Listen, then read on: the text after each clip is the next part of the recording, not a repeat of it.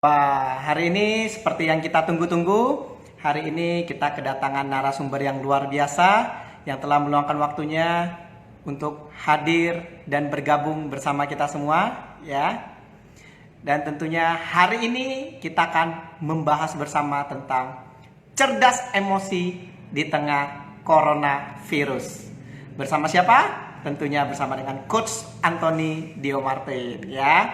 Dan tentunya sesaat lagi, ya, kita akan mengundang beliau untuk hadir di tengah-tengah kita untuk sharing bersama kita semua untuk mendapatkan momen pembelajaran yang luar biasa tentunya, ya. Dan pastikan Anda semua boleh catat, ya, nanti bagi yang bertanya Anda boleh DM saya untuk langsung dapatkan e-book menarik bagi Anda yang aktif bertanya, ya. Suara saya terdengar jelas? Suaranya jelas? Boleh diketik teman-teman, suaranya jelas? Apakah suaranya jelas? Boleh diketik teman-teman? Suaranya apakah jelas? Suaranya apakah jelas teman-teman? Apakah suaranya jelas? Oke, terdengar ya? Oke. Dan oke, ini dia yang ditunggu-tunggu, Coach Anthony Diomartin. Hai.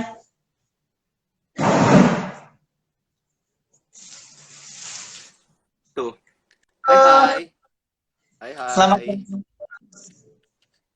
Saya belum colok lagi. Cukup terdengar, Coach? Saya belum colok. Let me colok dulu supaya suaranya lebih jelas. Oke. Nah, buat teman-teman ya, Pak Yuendi. Haha, jangankan Pak Tony. Saya nonton banyak training online course saya masukin ke Google Calendar. Iya ya, bener ya. Congratulations, bro. Saking banyaknya. Terlalu banyak IG Live dengan topik seru, tapi crash schedule semua. Iya bener, bro. Itu that's the problem. Jadi saking banyaknya, kalau dari pihak saya adalah bingung mau mendukung yang mana. Dan pada kesempatan ini, teman-teman, kita pindah lapak dan di ujung sebelah sana saya sudah bisa melihat bagaimana wajah Mas Ferry Kawi yang sudah siap untuk menyambut kita. Yuk guys, let's pindah lapak. Mari kita ramaikan pindah lapak yang ke sana. Ferdi Kawi. Oke ya teman-teman ya. Dan kita akan ngobrol di situ. Ya, kita akan ngobrol di sana. Kita akan meramaikan lapaknya beliau. Hai brother. Halo. Dengar jelas suaranya? Yes, I can. Yes, suaranya saya Suara bisa dengar yang jelas sekarang. Yes. Tadi suara agak jelas? sempat agak susah. Oke, Oke, but now I can. sebelumnya kita sapa dulu. Ada Liz, Maria, Gebian, Ya. Maxda, Hedi, halo, Cat, Iya, Feby. ada brother Sianit. Hi, coach. Saya udah terima Wow, brosurnya. Yes. We are going to man. do online course. Yes. Wah, luar biasa sekali nih. Banyak Ya. sekali fansnya Coach Anthony nih. Iya, mari kita meramaikan. Yes.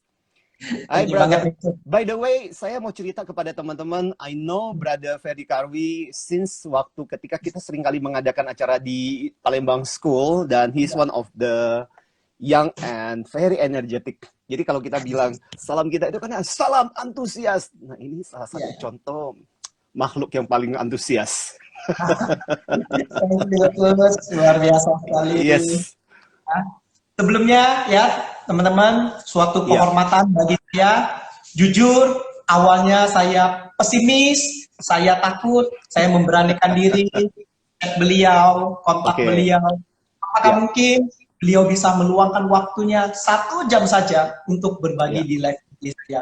Pada saat itu Ya. saya agak takut, pesimis, masih muda ya, tapi beliau berkenan untuk hadir di atas jadwal yang ramai sekali, padat trainingnya, tapi beliau meluangkan waktu. Thank you banget Coach atas waktunya sekali lagi, benar-benar saya Yes, benar-benar merasa sama-sama. bangga. Sama-sama brother Kawi. Thank you banget. Berarti saya harus bilang dulu kepada teman-teman yang ada di IG Live saya. Yuk teman-teman, kita stop bagian ini, kita pindah ya. Sekali lagi saya akan ketik buat teman-teman Ferdi Kawi. So kita fokus saja ke lapaknya beliau ya. Oke, so buat teman-teman yang akan berjoin, yuk silakan join. Yaitu Ferdi Kawi. Ya. Ups. Jatuh. Oke ya. So, see you there ya teman-teman ya. Bye-bye. Selamat hari Minggu. Yuk, mari kita ngobrol-ngobrol di sana. Bye-bye. Iya. Oke. Hai bro. Yuk. Ya, Sorry. saya tanya boleh Coach? Ya. Izin nanya boleh? Iya. Saya izin nanya Coach ya. Yes. Nah, sesuai dengan tema kita hari ini Coach ya. Cerdas Yes. di tengah coronavirus ya. Ya. Tentunya dengan adanya coronavirus ini membuat kita makin kurang produktif gitu Coach. Dan setahu Yes, saya betul. Coach, salah satu cara untuk semakin produktif, salah satunya nih Coach ya, yaitu dengan kita menulis buku nih Coach. Dan yang saya kagum, saya melihat Coach Anthony buku-bukunya bestseller semua nih. Bisa nggak bagi tips ke kita ya yang ada di rumah? Bagaimana kita lebih produktif menulis supaya bisa produktif? Silakan Coach. Sure. Ya. Oh, sure. Nah, saya setuju. Brother Ferdikawi, saya sering banget menerima pertanyaan. Pak Antoni, Pak Martin, saya pingin banget menulis buku. Saya punya banyak ide-ide yang pingin saya tuangkan. Tapi gimana caranya ya? Dan itu pertanyaan sejuta umat yang sering kali saya terima. Dan saya dengan sukacita, dengan senang hati mau berbagi kepada teman-teman how to write books. Ada cara pinter, ada cara yang lama banget untuk nulis buku. Nah, mau pilih yang mana?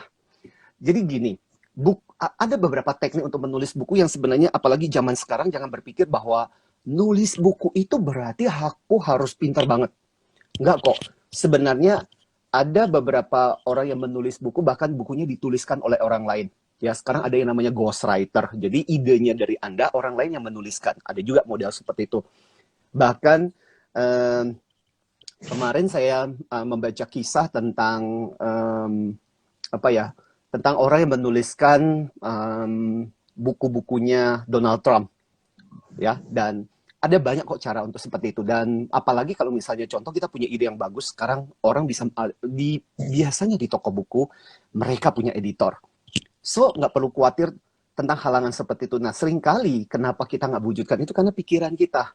Nulis itu susah, nulis itu ya kalau ada yang mau baca, ya kalau ada penerbit yang mau menerima. So what happen adalah biasanya kita sendiri udah jadi kayak mensabotase ide kita sendiri. Please don't. Nah, ada cara bagus, ada cara cepat dan cara lama. Waktu ketika saya menulis buku yang saya pertama itu butuh waktu 2 tahun. It's so long, kelamaan.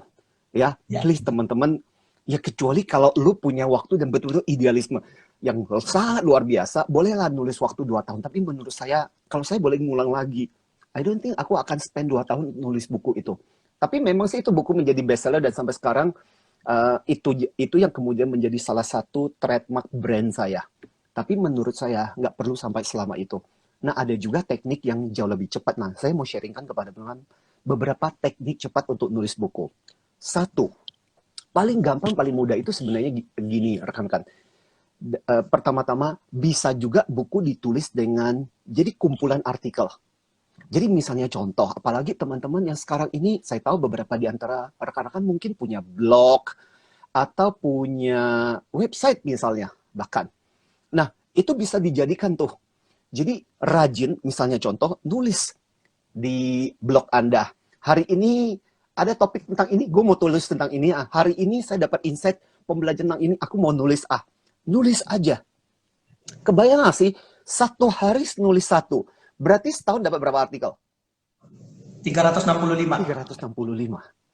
365. Artinya teman-teman, kalau sampai teman-teman punya 365 artikel, itu tinggal teman-teman sortir aja.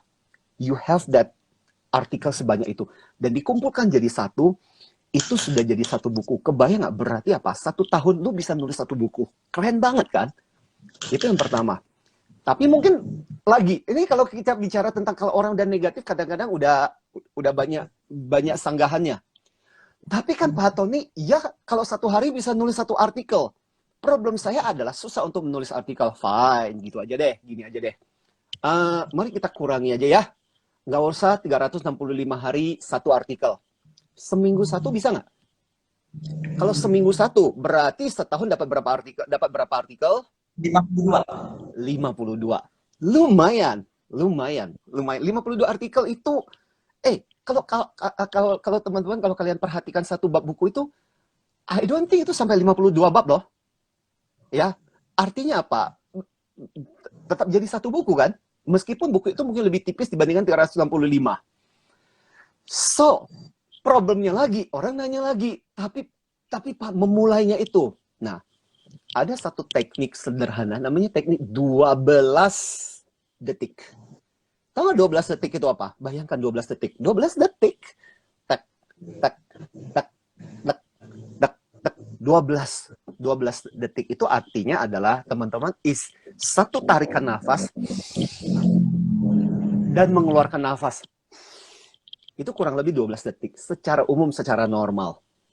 Bayangkan kalau Anda punya komitmen seperti ini. Pak Antoni, Pak Martin, saya punya komitmen menulis paling nggak 12 detik setiap hari. Bayangkan 12 detik. Kamu buka komputer aja, buka laptop aja, ngetik paling cuma beberapa baris kalimat aja udah selesai kan? Tapi ini adalah teknik sederhana untuk memaksa dirimu di depan laptop dan nulis sesuatu. Biasanya setelah 12 detik, mungkin Anda kepikir, kayaknya aku masih fresh deh, aku masih segar deh. Aku mau nambah, bisa nggak? Bisa. Jadi 12 detik bisa berubah menjadi 30 menit. Bisa berubah jadi 1 jam. But at least kamu komit bahwa setiap hari aku mau komit 1 jam, 12 detik at least paling kurang. Aku akan berada di laptop dan menuliskan sesuatu. Itu cara kita mendisiplinkan diri untuk melakukan. Terus terang, tulisan saya yang 2 tahun itu terjadi karena saya memaksakan diri seperti itu. Saya menggunakan prinsip yang 12 detik itu. Di depan laptop, saya harus menuliskan sesuatu. Dan itu jadi panjang. Makanya mudah-mudahan teman-teman itu menjadikan inspirasi buat teman-teman yang sebenarnya tertarik. Karena saya selalu bilang, ingat teman-teman, kalian kalau punya ide yang bagus, punya pemikiran yang bagus, you have to write something. Dan aku selalu orang yang sangat mendorong orang untuk nulis buku.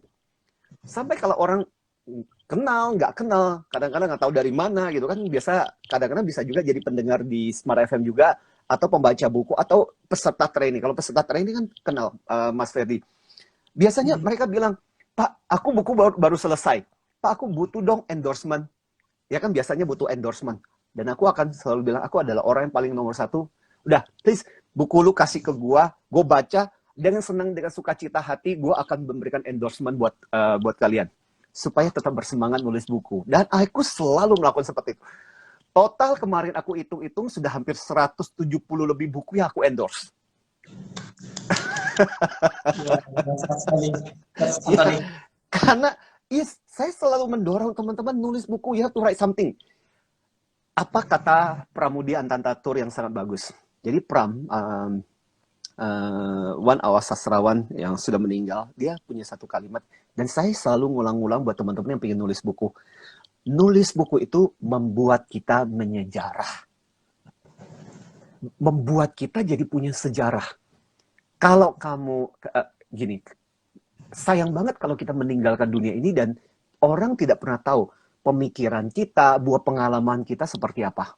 Tapi ketika kita menuliskan dalam buku, orang jadi bisa belajar dari sesuatu. Oh, dulu, ya misalnya contoh lah, ada makhluk di tahun 3000 misalnya. Ternyata di tahun 2020 pernah hidup loh seorang manusia bernama Ferdi Kawi, dan dia nulis buku ini sejarahnya. Dia pernah nulis buku tentang ini, kan lumayan. Paling nggak orang tahu bahwa kita pernah eksis di muka bumi ini. Itu mudah-mudahan memacu teman-teman untuk nulis buku. Yes. Satu poin coach yang saya dapatkan yaitu konsisten. Thank you banget itu coach. Yes, betul. Ya, butuh melatih itu.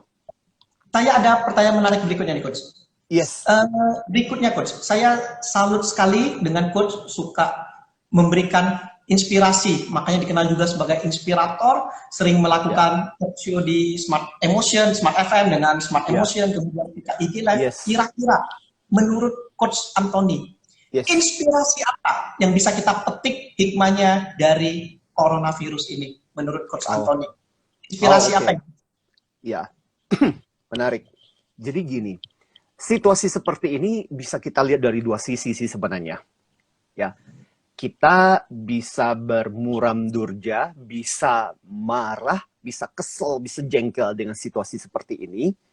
Itu yang makanya dari tangan saya ini yang di bawah. Ini emosi-emosi yang lebih tidak menyenangkan, emosi-emosi negatif. Atau kita memutuskan kita mau menarik diri kita ke sini nih. Ya, ini berarti kita memutuskan untuk fokus kepada hal-hal yang lebih positif. Nah, di dalam dunia psikologi, Elizabeth Kubler-Ross itu adalah salah satu tokoh yang kemudian memperkenalkan tentang 5 reaksi emosi ketika orang mengalami masalah. Dan macam-macam respon itu. Ada yang mulai dengan marah, ada yang mulai dengan kesel, ada yang mulai dengan depresi, ada yang mulai bargaining. Tuhan, coba deh coronavirus ini segera berlalu, nanti saya akan melakukan ini deh, gitu. Ya, ada yang tawar-menawar, ada yang sampai depresi. Nah, tahap terakhir dari 5 proses itu sebenarnya adalah ketika seseorang mulai belajar untuk accept, untuk belajar untuk menerima. Dan aku selalu bilang gini, dalam situasi seperti ini, kita bisa memilih untuk kedua mental itu. Winner atau whiner. Win atau wine. Pemenang atau pengeluh. Pemenang atau pecundang. Win, W-I-N. Wine itu W-H-I-N-E. Win, winner. Wine, whiner. Beda win dan wine, cuman beda 2 huruf. H dan E. H itu adalah helpless. Merasa kita nggak bisa ngapa-ngapain. Apa yang bisa kita lakukan? Betul. Kamu nggak bisa stop coronavirus. Itu di luar kuasamu. Kecuali kamu punya kemampuan maha kuasa. Ya, because kamu bukan Tuhan. Kamu nggak bisa melakukan. Helpless, ya. Effortless, ada orang mengatakan bahwa kita nggak bisa, nggak ada yang bisa kita kerjakan dalam situasi ini. Siapa bilang? Nah, kalau kita memutuskan kita mau menjadi orang yang pemenang dalam situasi ini, saya menggambarkan situasi ini, rekan-rekan semua seperti yang sering kali saya gambarkan itu, seperti kita sekarang sedang berjalan di terowongan yang gelap. Semua orang merasakan susahnya, semua orang merasakan kesulitan ini. Tapi setelah melewati terowongan gelap ini, di ujung sana, kita tetap harus punya satu harapan bahwa ada secercah sinar di situ yang menunggu kita. Kita percaya, kita akan bisa melewati itu. Nah, cuman pada saat setelah melewati terowongan gelap ini, ketika kita sampai di ujung sana, apakah kita menjadi seorang yang menjadi jauh lebih baik, jauh lebih perkasa, jauh lebih dihidupkan, ataukah kita justru menjadi orang yang semakin down gara-gara hal seperti ini? Saya sendiri sebenarnya, rekan-rekan saya sangat Mas Ferdi, saya sangat terkesan dengan beberapa teman-teman yang bahkan dengan cepat sudah bisa menyesuaikan diri. Kemarin saya sempat cerita di salah satu IG Live, saya bilang saya sangat salut dengan beberapa trainer, beberapa pembicara yang hanya dalam waktu 3 hari setelah dinyatakan coronavirus itu dan mulai terjadi lockdown, dengan cepat mereka sudah bikin online course dan sebagainya. Lah, kami sendiri membutuhkan waktu sekitar 10 hari baru siap untuk meluncurkan yang namanya online course kami. Which is to me, kami terlambat 1 minggu. Buat saya adalah, saya salut dengan mereka-mereka yang dengan cepat beradaptasi. Artinya apa? Tantangan terpenting, tapi sekaligus juga harapan buat kita adalah belajarlah untuk meninggalkan dengan cepat. Jangan menjadi orang yang suka bernostalgia dan senang dengan coba ya, I wish seandainya, coba kalau seandainya bisa seperti itu. Forget it. Mari kita belajar untuk, satu hal yang paling penting sebenarnya adalah kita belajar untuk realistis. Realistis melihat situasi ini, realistis melihat kondisi ini. Dan saya dapat saya ikut bisa berempati dengan banyak teman yang mengalami situasi, ada yang di PHK. Ada salah satu rekan kita posisinya udah direktur, dan itu di PHK. Dan saya bisa berempati dengan kondisi dia. Kebayang gak sih, di tengah situasi seperti ini, mau cari kerjaan juga sulit. Tapi yang saya bisa katakan kepada dia adalah, kalau situasi ini udah terjadi, kamu nggak bisa ngapakan. Dan daripada kamu menghabiskan energi kamu untuk sesuatu yang negatif, apalagi sampai mau sue perusahaan apanya mau disu, apanya mau dituntut. Lah, perusahaan sendiri aja lah kondisi sulit dalam situasi seperti ini. percuma. Mendingan kamu alihkan dengan cepat, lupakan hal-hal yang terjadi. Toh kamu juga dapat pesangon kok, aku bilang kepada dia. Dengan apa yang ada, berarti ini kesempatan buat kamu untuk membangun pondasi kamu dan memikirkan your next solution. Karena kalau enggak, apa yang akan terjadi adalah energi kamu akhirnya akan dihabiskan untuk hal-hal yang negatif. Dan sayang banget, kebayang nggak sih, udah di tengah corona kayak begini, dan kamu tambahkan lagi dengan emosi-emosi, dengan perasaan-perasaan kesel, jengkel. Dan itu membuat beban kamu jadi berlipat kali lipat. So, be smart. Mendingan kita pikirkan dalam situasi ini untuk hal-hal yang positif. Misalnya contoh, I wish mudah-mudahan teman-teman yang menonton obrolan kita, Mas Ferdi, juga diberkati dan mendapatkan pencerahan dan sekaligus juga maju. Dan sama-sama gini loh, setelah melewati terowongan gelap ini, kita menjadi lebih tangguh, lebih cerdas, dan lebih smart. Terus terang aku mau bilang satu hal kepada teman-teman, aku merasa loh, justru di tengah-tengah saya tidak bersyukur dengan corona ini, learning curve saya malah meningkat dengan luar biasa. Proses pembelajaran saya malah belajar lebih banyak lagi. Kadang-kadang dalam satu hari, saya harus memberikan online course, kemudian ada beberapa klien yang masih tetap harus diurus, dan kemudian malamnya, kemudian ada beberapa waktu malam belakangan ini ikut dengan join course-nya Harvard misalnya. Sesuatu yang kalau dalam situasi biasa, I will not be able to do that. Karena apa? Keaktifan berbagai acara mesti ngurusin lagi 3 perusahaan. Ada begitu banyak yang harus dikelola. Tapi dalam kondisi seperti ini, hey, aku jadi punya waktu untuk belajar. Gini, kita mungkin tidak bisa berharap situasi akan sama seperti kondisi normal, tapi ketika tidak normal, yang saya lihat luar biasa adalah ada kok orang-orang yang tetap bisa dengan ceria dan memutuskan, aku mau lakukan sesuatu yang positif. Nah, yuk teman-teman, jadi manusia langka, manusia langka yang bisa bersikap positif di tengah-tengah situasi seperti ini. Dan manusia langka seperti itu nggak banyak sih. Ya, antara 10-20%. Dan aku lebih tertarik menjadi manusia langka itu. Ya, yang daripada mengeluh, daripada kita kesel, jengkel, marah dengan situasi ini, please. Gunakan dengan hal-hal yang positif. Itu aja sih sebenarnya. Wah, luar biasa. Ya.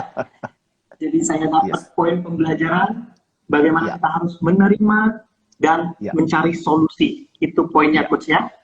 Yes, betul. Ya. Nah, ini ada dari Hendrik. Ini ada Mas Hendrik, setuju banget, Coach Anmotoni. Memang inilah yang saya bilang, di mana kondisi yang memaksa kita untuk berubah. Karena selama ini banyak yang tidak mau upgrade diri di teknologi. Setuju, betul. Ya. Apalagi di dunia training.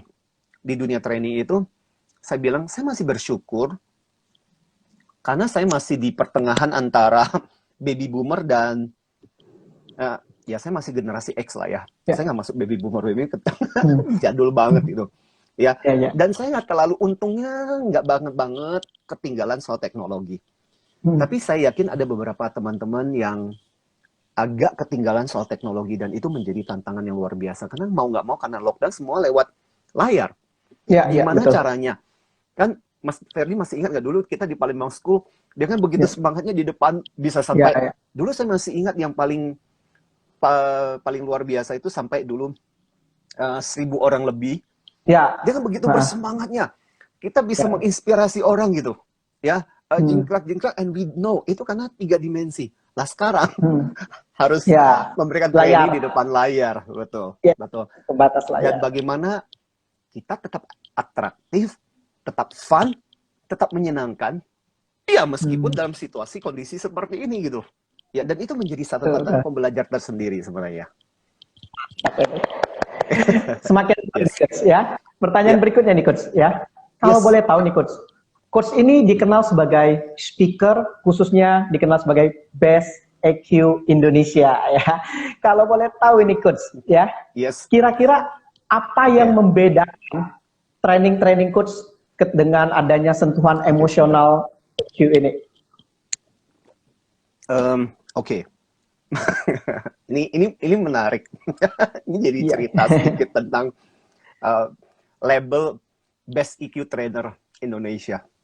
Jadi ini jadi obrolan. Nah, teman-teman yang mendengarkan ini juga bisa sharing yang menarik. It's all personal branding lah, teman-teman, ya. Dan saya adalah orang yang termasuk bisa menertawakan diri saya dengan bertanya begini. The best EQ trainer. Emang dibandingin sama siapa coba? Emang siapa yang ngomong? Ya, kadang-kadang saya secara ini dengan teman-teman saya bisa bercanda seperti ini. Tapi please jangan lakukan ini dengan semua yang lain. Ada yang tersinggung, ada yang nggak terlalu happy gitu. Ketika itu dipertanyakan. Tapi buat saya ini adalah sesuatu, it's just branding. Jadi waktu ketika tahun 2002, waktu ketika buku saya terbit bersama dengan Gramedia. Nah itu gara-gara Gramedia sebenarnya. Jadi Gramedia waktu itu sempat nulis, Bapak mau dikasih title apa ya biar lebih menjual. Dan waktu itu dari tim marketingnya, udahlah Pak, kan nggak ada orang yang ada di dunia training, sudah di ini aja biar lebih personal branding, biar lebih menjual. Kan mesti ada brand. Dan ditulislah waktu itu Best EQ Trainer Indonesia. Dan saya berpikir, oke lah gitu loh. Oke lah. For the sake of selling, biar bisa jualan. Oke lah. Dan akhirnya sejak itulah kemudian itu dipakai. Tapi saya bilang gini, kalau buat saya, title is just title. Artinya gini loh, kamu mengatakan kecap nomor 1 tidak akan membuat kamu langsung kecap nomor 1.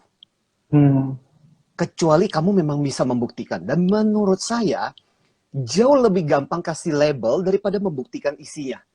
Makanya saya merasa bahwa justru ketika ada predikat best EQ trainer atau best atau apapun dan sebagainya, buat saya bukan labelnya, mau bikin label gampang.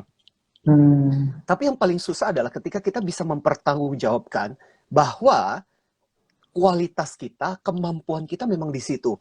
Nah itu ada Coach Tom tuh, ya. Saya suka dengan Top Coach. Dan saya termasuk suka dengan Coach Tom.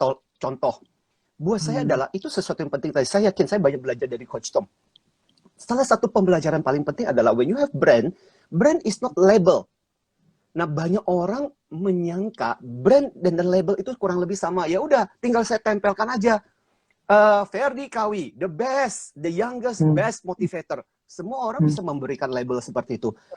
But the question adalah, do you have that quality? Kamu punya kualitas itu nggak untuk menunjukkan bahwa kamu memang layak? Dan saya adalah orang yang tidak punya masalah. Kamu mau kasih label, fine.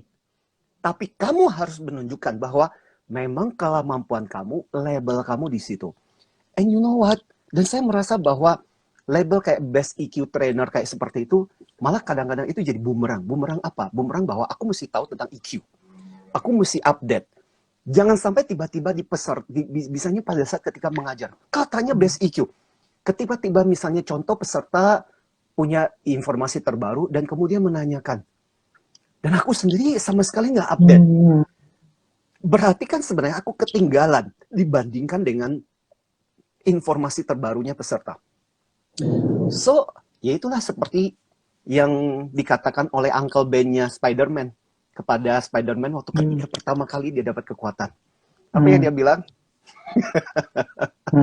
With great power comes great responsibility. Dengan bertambahnya kekuatan, semakin banyak banyak juga tanggung jawab yang harus diberikan kepada kita. Artinya apa? Dan menurut saya, brand itu gampang. Yang susah adalah bagaimana caranya kita bisa membuat brand kita itu brand yang betul-betul bisa dipertanggungjawabkan. So, itu mungkin jadi catatan pembelajaran buat teman-teman, rekan-rekan. So, saya bilang, aku nggak, dari situlah kemudian muncul ide Best EQ Trainer. Iya, saya cuma ngangguk-ngangguk aja, tapi dipikir gampang gitu, mempertahankannya. Ya. So, itu salah pembelajaran. Yes. Luar biasa sekali. Teman-teman, ya, sambil sebentar lagi kita masuk sesi tanya-jawab, sambil saya bertanya kepada Coach Anthony, Anda boleh siapin pertanyaan Anda, ya. Oke. Yes. Coach, terakhir ini, Coach, ya, sambil nunggu pertanyaan dari teman-teman. Saya sangat kagum dan saya sangat salut sekali. Coach ini bukan hanya speaker, tapi juga seorang entrepreneur sebagai CEO dari HR Excellency, ya. Dan saya sangat kagum bagaimana terobosan Coach bisa membuat training yang offline menjadi online dalam waktu yang cepat dan masa itu masih datang dan percaya gitu. Dan saya baca kagum sekali. Mungkin boleh Ya, share kepada teman-teman bagaimana membuat tips usahanya dari offline ke online di tengah masa oke. pandemi ini. Ya, Ya, silakan Coach. oke. Teman-teman, memang tantangan terbesar adalah bagaimana mengubah proses pembelajaran di kelas. Saya yakin ini pasti struggle-nya buat teman-teman, teman-teman kita di Hmm. dunia training, teman-teman kita di dunia pengajaran yang Hmm. terbiasa berada di depan kelas, yang Ya. terbiasa memotivasi. Itu kan 3 dimensi. Sekarang diubah Hmm. menjadi 2 dimensi. So how? Hmm. Yang harus kita ingat adalah memang tantangan terbesar adalah kalau di dalam ruangan kelas, karena mereka bisa memperhatikan, dan pada dasarnya itu kan 3 dimensi, orang lebih nggak capek. Hmm. Ya, orang lebih nggak capek. Tapi kalau di 2 dimensi, ini kan 2 dimensi. Mau saya seatraktif apapun, mau saya seenergik apapun, tetap aja yang diperhatikan di situ kan tetap 2 dimensi. Ya, Karena orang betul. cuma memperhatikan layar. Makanya sangat penting Hmm. 2 hal yang fokus kita. Kalau dulu di dalam ruangan kelas, kita masih bisa 3 modalitas belajar. Visual, Hmm. auditory, kinestetik. Nah, dengan pembelajaran seperti ini, sebenarnya kalau ya bisa didebat sih, tapi buat Hmm. saya bagaimanapun juga, kita cuma mendapatkan yang visual sama Hmm. auditory. Hanya bisa Hmm. melihat dan hanya bisa mendengar. Makanya Hmm. sangat penting memang kita harus punya kualitas suara yang bagus, sama kemampuan kita secara visual itu menarik. Dan itu yang harus kita Hmm. gabungkan pada waktu kita melakukan pembelajaran online. Slide yang menarik, ya. Dan ada beberapa di antara dari apa ya, dari online ini sebenarnya yang apa ya, yang masih bisa kita lakukan meskipun memang tidak seatraktif waktu ketika kita berada di ruang kelas. Jadi masih bisa tetap kita bisa kok icebreaker, bisa kok misalnya Hmm. contoh, hai teman-teman, yuk tos dulu. Nah, masih kok bisa dilakukan seperti itu bersama dengan peserta kita secara online gitu. Kita masih bisa melakukannya. Hmm. Dan Hmm. ada beberapa joke, ada beberapa hal yang bisa kita lakukan. Dan saya selalu memberikan beberapa tips kepada teman-teman para pembicara, dan saya bilang dari pengalaman saya melakukan online seperti ini, menariknya adalah justru teknik-teknik yang bisa kita pelajari para YouTuber itu berlaku di sini. So kalau Anda Hmm. mau tahu bagaimana caranya mengajar online secara bagus, gampang. Pergi deh, coba Hmm. lihat YouTube yang menarik, tekniknya apa saja. Jadi benar-benar seolah-olah sekarang ini Anda sedang menjadi seorang YouTuber sebenarnya. Hmm. Betul, betul, Dan betul, betul. gunakan teknik itu dan pakailah Hmm. pada saat ketika kamu mengajar, ya. Hmm. Dan yang menariknya adalah cara kita berbicara, cara kita Hmm. ngomong, termasuk juga yang membantu kita sebenarnya adalah apa yang saya sebut sebagai I-story. Jadi Ya, I-story itu ya, apa? Cerita-cerita yang Anda ngalami sendiri dengan betul, materi betul. tersebut. Kenapa? Karena kan itu don't too much teori lah. Dan saya berusaha untuk menghilangkan terlalu banyak teori-teori, tapi teori-teori itu kemudian dikemas. Misalnya contoh, kalau misalnya contoh kalau di online, kalau di kelas itu kan saya bisa dengan begitu begitu mendalamnya cerita tentang proses reaksi ketika orang mengalami masalah. Tadi saya cerita tentang Elizabeth Kubler-Ross. Itu kan teori yang sangat terkenal di dalam dunia psikologi ketika orang mengalami kedukaan, masalah, problem. Hmm. Tapi kalau saya cerita dengan Hmm. teoritis kayak begini, saya yakin habis itu ini yang nonton pun langsung berkurang, berkurang tinggal 1 kali ya, atau tinggal 2 kita berdua. Karena di online kadang-kadang akan menjadi sangat berat.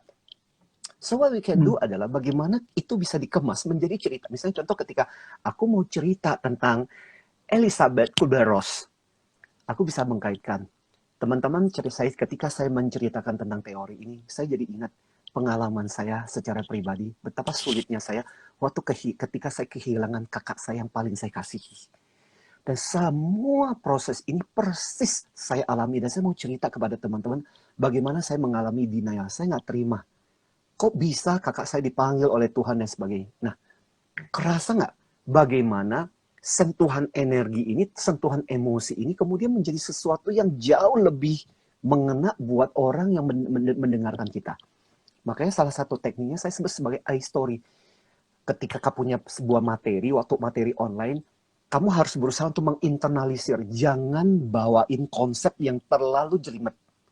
Orang udah capek lihat Anda di layar, ditambah lagi harus berusaha untuk mencerna. Itu namanya cognitive overload. Jadi secara kognitif kita udah kelebihan muatan.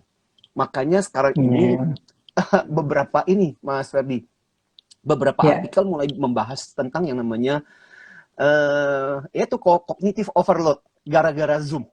Ya, nonton Zoom habis itu nonton lagi. Sebenarnya nggak salah sih, sebenarnya otak kita tuh nggak pernah, otak kita itu kan kapasitasnya luar biasa. Tinggal bagaimana caranya kita mengelola itu yang penting. Luar biasa sekali Coach ya.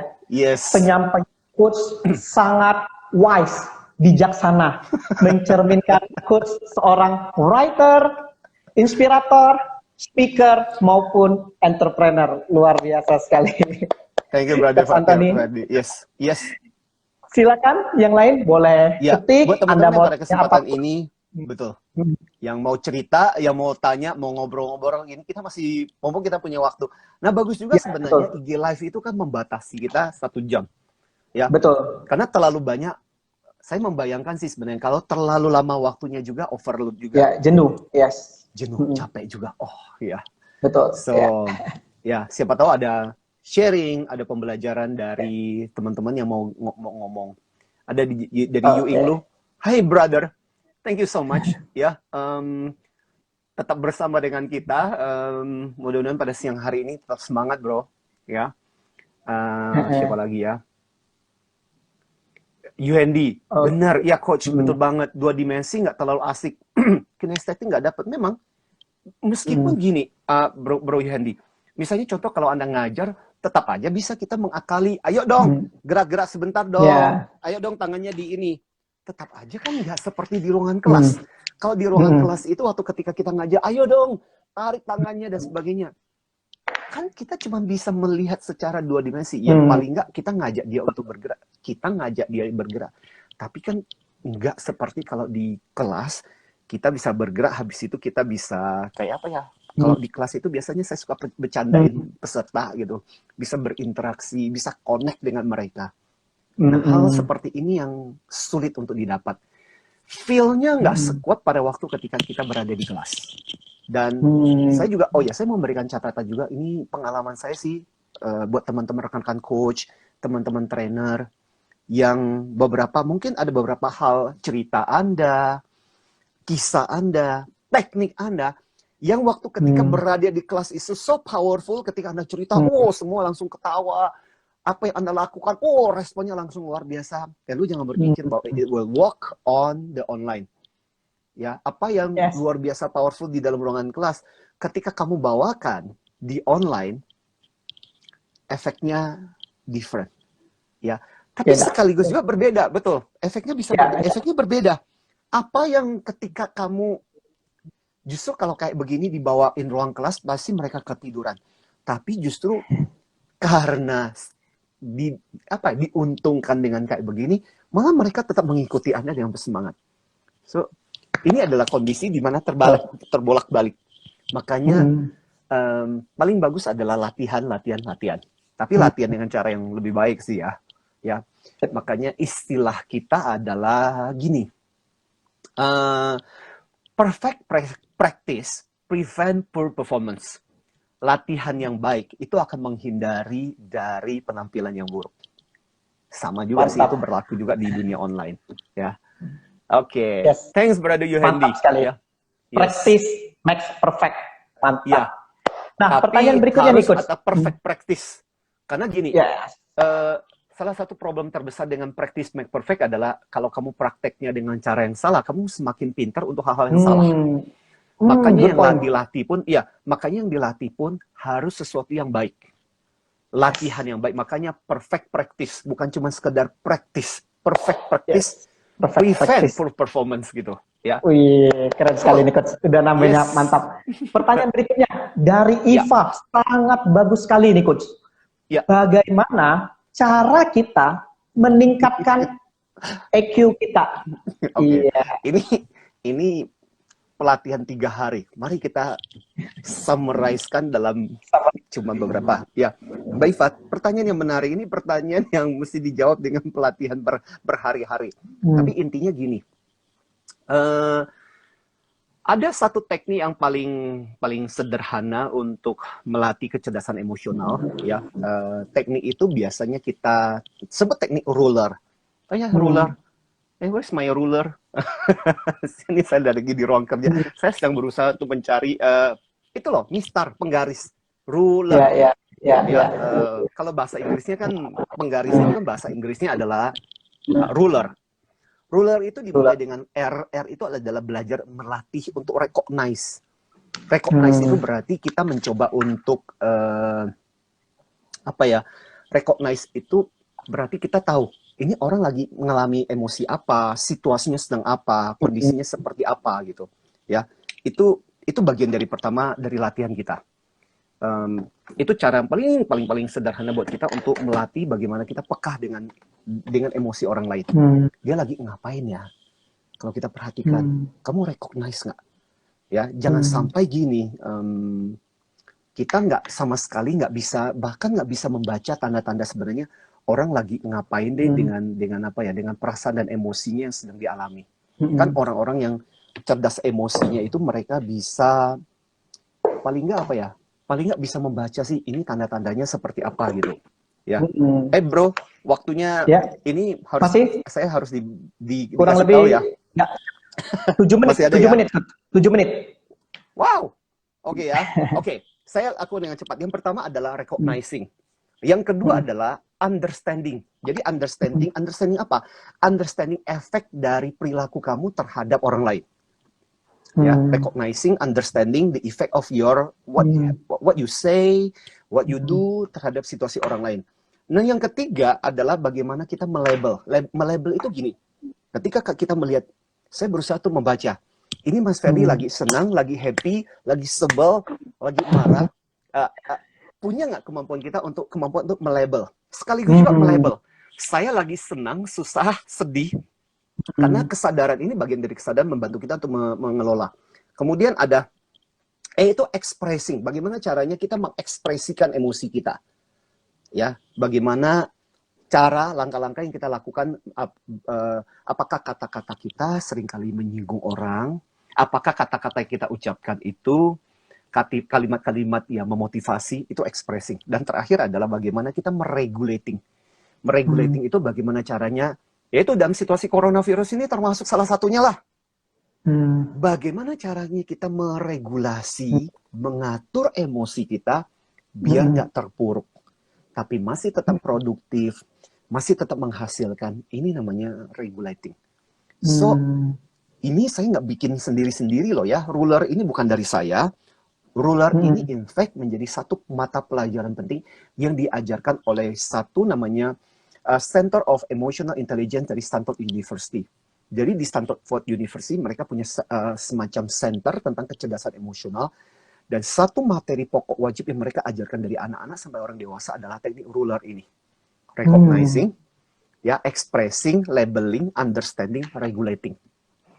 Nah, mantap. Ini teknik yang paling gampang, paling sederhana yang bisa kita lakukan untuk meningkatkan EQ kita. Tapi yang jelas gini, inti dari pembelajaran kalau kita belajar EQ itu kan cuma 2.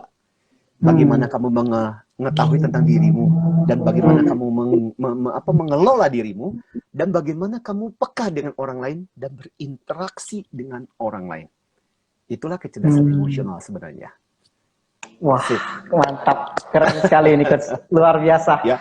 Dan ada satu lagi pertanyaan yang sangat menarik ini, Coach. Ya. Apa itu? Dari Energic Motivator. Coach Freddy, iya, Energic Motivator ini ya. Itu pertanyaannya adalah, kira-kira apa arah tujuan hidup Coach Anthony? Tujuan hidupnya apa? Gitu. Silakan, Coach. Itu dengan gampang saya bisa menjawab. Jadi gini, saya pernah mengikuti sebuah training panjang banget, dan itu start there. Waktu itu sampai pernah ada satu bagian di mana kita harus camping, jadi bawa di dalam kemah, di camping, dan harus memikirkan mengenai cuma di dalam camping. Dan itu cuma kita bawa satu pertanyaan, dan nulis, cuma merenung. Jadi kayak hanya memikirkan, hidup gue mau dibawa kemana setelah ini. Dan itu setelah saya lulus, waktu itu baru lulus S1 saya. Ya, dan saya ikut dalam program itu, program pelatihan jangka panjang. Dan intinya seperti itu. Dan di situ merenung, wah awalnya hari pertama, aku nulisnya tuh masih panjang banget. Saya pingin menjadi begini, begini, begini. Saya mau seperti ini. Wow, berlembar-lembar. Hari kedua pertanyaannya sama, karena selama 7 hari pertanyaannya sama. Itu mulai akan berkurang. Hari ketiga makin berkurang, sampai hari ketujuh. Saya cuman akhirnya sampai pada satu kesimpulan. So my life adalah menginspirasi. Satu kata, menginspirasi. Udah, kalimat itu. Dan saya tahu mungkin kalimat itu akan kurang lebih sama diucapkan oleh banyak orang, akan mengatakan kalimat yang sama. Tapi gini, kalimat itu saya dapat tidak dengan mudah. Saya membayar mahal artinya. Sampai saya waktu ketika saya mengikuti training itu, waktu itu di air terjun, saya sempat jatuh. Itu sampai sekarang tandanya masih. Dan itu betul-betul berkesan. Jadi ketika saya mengatakan kata menginspirasi, itu kata yang betul-betul punya bobot yang sangat tinggi dalam kehidupan saya. Dan saya merasa gini, dan itu menjadi pertanyaan yang sudah saya jawab bertahun-tahun ketika saya lulus kuliah itu. Artinya gini, saya bilang, kalaupun saya mau mati sekarang, saya dipanggil Tuhan sekarang, paling enggak, saya tidak ingin waktu ketika masuk ke dalam liang kubur, itu ada sesuatu yang masih mengganja dan mengatakan, aduh Tuhan, coba aku masih bisa hidup sebentar. Dan kayaknya ada hal yang masih aku pingin kerjakan. Dan aku bilang, jangan sampai kita mengatakan kalimat seperti itu. So make every day sesuatu yang membuat kita, kalaupun Tuhan harus memanggil kita hari ini, ya sudah. Ya, dan kita akan meninggalkan dunia ini tidak dengan rasa penyesalan. Itu yang paling penting sih, bro. Ya. Thank you banget, Coach. Ini menjawab pertanyaan gitu. Yes. Sangat menyentuh. Freddy. Thank you Pak Freddy. Dan yes, semoga menginspirasi. Saya yakin Pak Freddy juga salah satu motivator, dan saya pikir juga ya sama-sama menginspirasi dengan teknik dan caranya masing-masing gitu. Ya, ini ada juga Coach Gio nih, ya, yang luar biasa, yang setuju sekali sekarang. Have been long time nggak pernah ketemu. Yes, sukses selalu juga. Ya, beliau luar biasa di luar biasa. Customer service. Wow, luar biasa. Yes. Public speaking juga, iya. Coach, iya, public speaking ini Coach, juga betul. Mau nanya nih Coach, mungkin terakhir karena waktu sudah mau habis ya, kebetulan itu udah hitungan, timernya udah ceklek. Yes. Tadi ada yang sudah bertanya ingin perdalam EQ lebih dalam, mungkin hanya sekali lewat kan belum greget, mungkin bisa belajar kemana? Mungkin Coach ada informasinya, ada training terdekat apa gitu? Dalam waktu terdekat kita punya training yang ini ya, training yang kita lakukan secara profesional. Ini nanti Anda juga akan dapat materinya.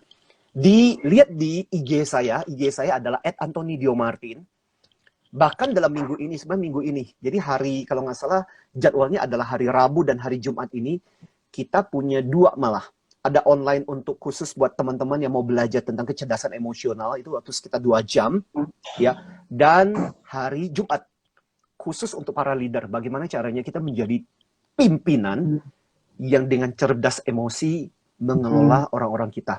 Saya kemarin baru saja dapat, ini ada seorang ahli bedah, dan dia ikut di dalam seminar conference internasional, dan dia mengatakan, di tengah situasi sekarang, salah satu yang dibutuhkan adalah cerdas emosi, EQ. Makanya kemudian ini menjadi salah satu penting. Nah, jadi kalau teman-teman tertarik, masuk ke IG, di situ ada kecerdasan emosi, ada Anthony Diomartin, di situ ada program-program yang kita lakukan untuk minggu depan. Yuk, I will glad to see teman-teman dan sharing habis-habisan dengan teman-teman tentang bagaimana caranya kita bisa meningkatkan EQ kita. Ya. Oke. Thank you. Yes. Akhir informasi boleh dari kita. Closing statement Coach untuk sesi terakhir ini. Closing statement dari Coach. Silakan Coach. Closing statement paling gampang adalah gini. Emosi adalah sesuatu yang kelihatannya simple, gampang, sederhana, teman-teman. Tapi emosi kita juga sesuatu yang bisa memberatkan atau membuat hidup kita lebih ringan. Mantap. Di tengah situasi seperti ini, kayak coronavirus ini kan udah masalah. Kalau emosimu berat, itu akan membebani. Tapi kalau emosi ringan, berat yang tadinya 1 kilo, itu bisa berkurang jadi 0,5 kilo. Gara-gara emosi kamu menarik. So, mari kita gunakan emosi kita untuk mempermudah kehidupan kita, untuk membuat hidup kita lebih, jauh lebih ringan. Biarkan orang berkeluh kesah, ngomel, komplain, dan sebagainya. Itu tidak akan merubah situasi. Yuk kita cari cara bagaimana kita tetap smart dan produktif. Supaya ketika keluar dari terowongan ini, sungguh kita jadi belajar banyak, kita menjadi pemenang, bukan yang the loser, bukan yang the winner. Jadi the winner. Itu yang paling Thank you penting banget sih. nih Coach. Ya. Yes. Oke. Terakhir Coach, saya izin untuk menutup ya. Iya. Oke. Silakan. Untuk semua yang silakan, Brother di Ferry. rumah Yes. ya, salah satu cara yang bisa kita lakukan cerdas emosi di tengah virus corona adalah kita menerima dan bagaimana kita mencari solusi lebih produktif. Salah satunya saya thank you banget ya. Yes. Salah satu Thank you cara banget. yang sudah dilakukan adalah saya menulis buku yang Wes. Outstanding Rich ya. Dan lebih kerennya lagi teman-teman, Anda lihat ada sebuah kata-kata di sini. Yang muda yang tak dipercaya. Yang muda yang tak dipercaya. Jadi, yang paling kerennya lagi teman-teman, buku ini adalah sebuah kebanggaan bagi saya. Karena yang memberikan kata pengantar yang mudah tak dipercaya adalah siapa lagi kalau bukan Coach Anthony Dio Martin, Best EQ Trainer Indonesia. It's my Dan pleasure. dikatakan Yes. beliau benar-benar support, kita bikin buku, beliau bantu endorse, buat kata pengantar. Thank you so much Coach Anthony Dio Martin. Yes. Ya. Yeah, it's Dan my di pleasure. mana buku ini, benar kata Coach Anthony tadi, membuat kita menjadi lebih tahu arah. Dan di buku ini akan menjadikan kita sebuah sejarah. Dan tentunya sesuai tema kita hari ini, jadilah mindset dan mental sebagai seorang pemenang, bukan hanya pecundang. Thank you sekali lagi Coach atas waktunya yang banget. satu penuh makna, sudah Yes, bantu it's my endorse buku pleasure. saya. Suatu kebanggaan bagi saya. I'm so very happy ada kata pengantar dari Coach. Dan ingat teman-teman, bagi Anda yang muda, yang Anda merasa Anda disepelekan, dikecilkan, tenang, Anda tidak sendirian. Coach Anthony siap support. Dan hari ini IG Live saya pun dibantu oleh beliau. Thank you so much. Ya, Sure. mudah-mudahan bisa menginspirasi. Ya, thank you sekali lagi Coach Anthony. Thank you semuanya, thank you Yuying Lu dan teman-teman. Thank you. Ya, kita Iva dan rekan-rekan yang lain yang sempat terbaca oleh saya, Yuhendi dan sebagainya. Love you all. Bye-bye semuanya. thank you. Sampai jumpa lagi di Bye. jam 3. Kebetulan habis ini kita ada live lagi tentang properti Coach. Iya. Luar biasa. Mudah juga. Thank you. Luar biasa. Thank you Coach. Oke, Berkat Coach. bye. Oke, thank you ya. See you Yes, semuanya. see you. Thank you.